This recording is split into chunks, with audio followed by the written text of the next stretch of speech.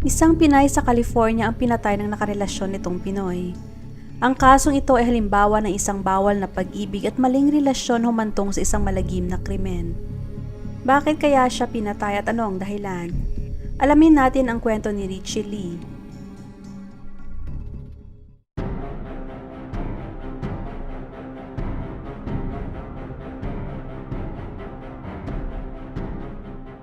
Si Richie Lee Lusong Campod ay pinanganak taong 1977 sa Pampanga.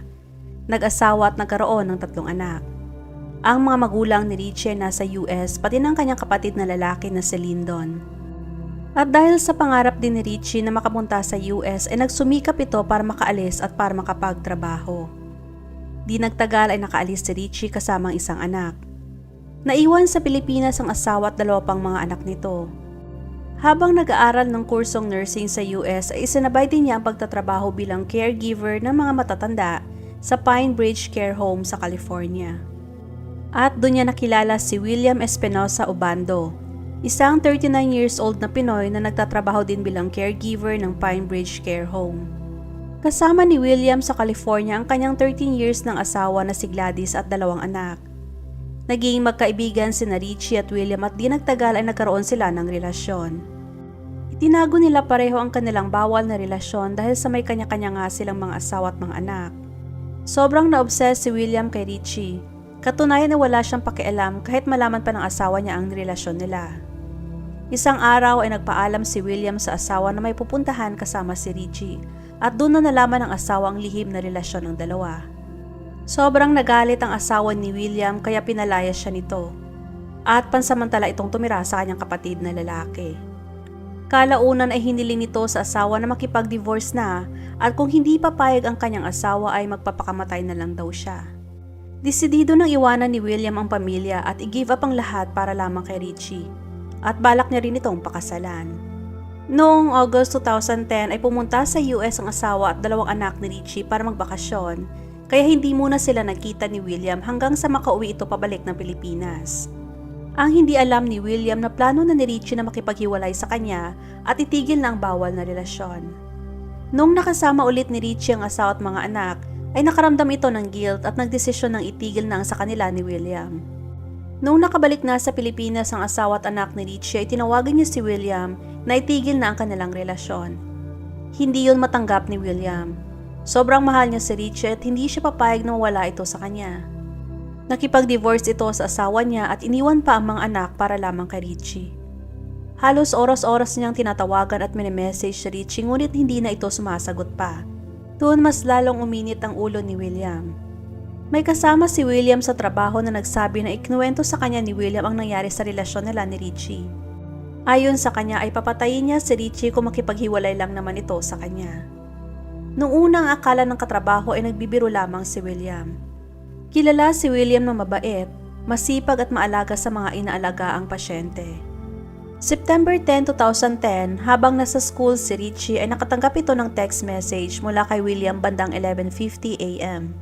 Sa text message ay sinabi ni William na sabay na silang kumain ng lunch at para makapag-usap din sila tungkol sa kanilang relasyon. At sinabi na nag-aantay siya sa labas ng parking ng school. Hindi nag-reply si Richie. Pagkatapos ng ilang minuto ay tinawagan na siya ni William. Sinagot yun ni Richie at sinabing mag-CR muna siya, ngunit ang totoo ay walang plano si Richie na sumama sa kanya.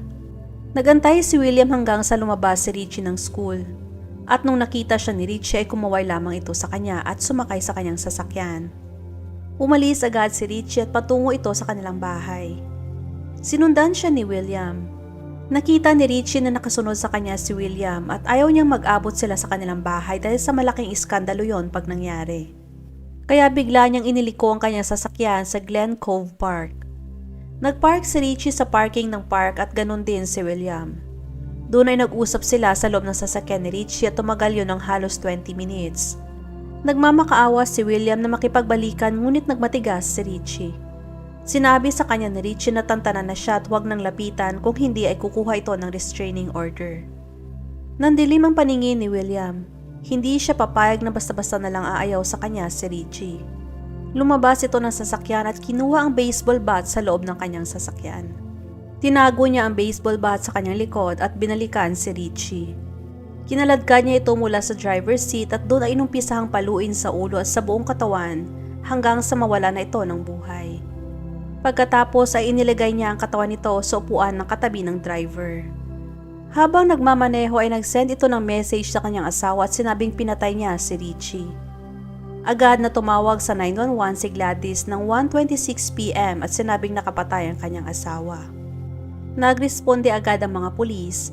Agad nilang hinanap ang location ni William gamit ang kanyang number na ibinigay ng asawa nito. Sinubukan din nilang tawagan si William ngunit hindi ito sumasagot.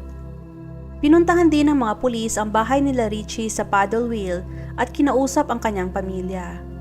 Ngunit kahit sila ay wala ding alam sa nangyari at hindi nila kilala si William. Wala silang alam sa relasyon ni Richie kay William.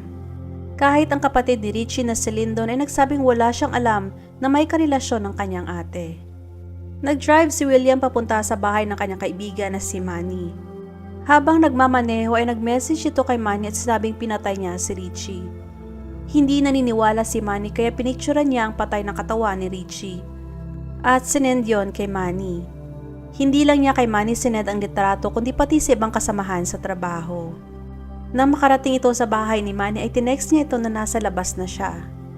Noong lumabas si Manny ay nakita niya na maraming dugo ang sasakyan. At nung binuksan niya ay tumambad sa kanyang patay ng katawan ni Richie. Nanlumo si Manny sa nakita at hindi siya makapaniwala na magagawa yon ni William. At bandang 4:00 ng hapon ay nakatanggap ulit ng tawag ang 911 mula kay Manny at sinabing nakapatay ang kanyang kaibigan. Tuliro at halos hindi makausap si William. Handa na rin itong sumuko at wala nang balak pang tumakas.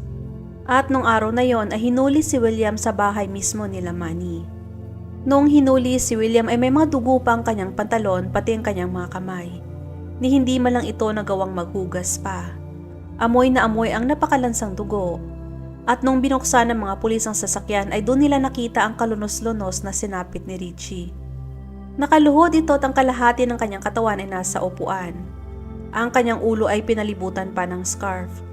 Basag ang bungo at halos hindi na rin makilala ang kanyang mukha. Hindi makapaniwala ang mga pulis sa nakita. Nung nasa police custody na si William ay hindi ito makitaan ng pagsisisi. Inamin at kinuwento lahat ni William ang nangyari at kung anong kanyang rason, bakit niya ginawang patayin si Richie. It used to be when I call her, she always responds right away. Sure. And now it just kind of Not so quick. not so quick. That's why I get upset. Okay. When I call, her phone rang. I said, "Oh, hold on, let me go use the bathroom." I said, "We don't talk. Well, there's nothing we talk each other anymore." She said there's nothing to talk about anymore? or- Yeah. Okay. We talk each other probably like 10, 20 minutes In the truck there? in the truck. Okay.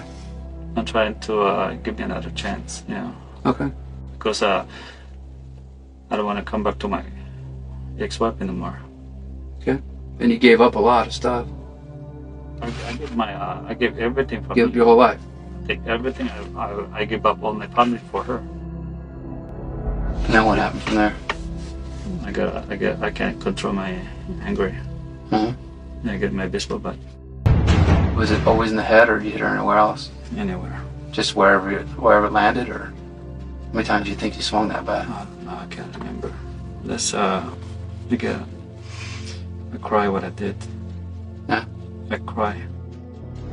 She told me that she loved me. That's too late. I already did something bad for me already. So you put her in the car with you, and you drove up to Sacramento? I hold her hand. They told me just drive me somewhere that we always go. We always go to PG Sushi. Okay. When I arrived from their house, they said you need to get out in there. So that's why when he get out, I said I'm tired already. Yeah. That's why he called the 911. At dahil sa pag-amin at mga ebidensya ay agad na kinasuhan si William at nagumpisa ang paglilitis. Sa paglilitis ay nagsalita ang asawa ni William at pinagtanggol pa siya. Napaka-defensive din ito sa pagpapaliwanag sa korte na hindi bayolente ang kanyang asawa.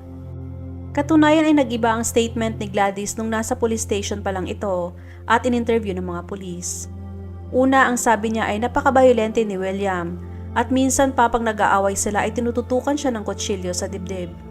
Hindi na tumagal pa ang paglilitis at nagdesisyon na ang mga jury. Si William ay napatunayang guilty sa kasong first-degree murder at sinentensya ng habang buhay na pagkakakulong. Noong sinentensya na si William ay biglang nagwala ang ama nito. Nagsusumigaw ito at sinasabing deserve ni Richie mamatay sa ganong paraan.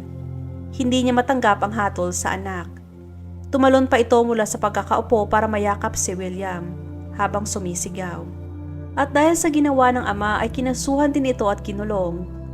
Sobrang masakit sa pamilya ni Richie ang ginawa ni William at para sabihing deserve niya ang mamatay ay mas lalong nagpadurog sa kanilang puso.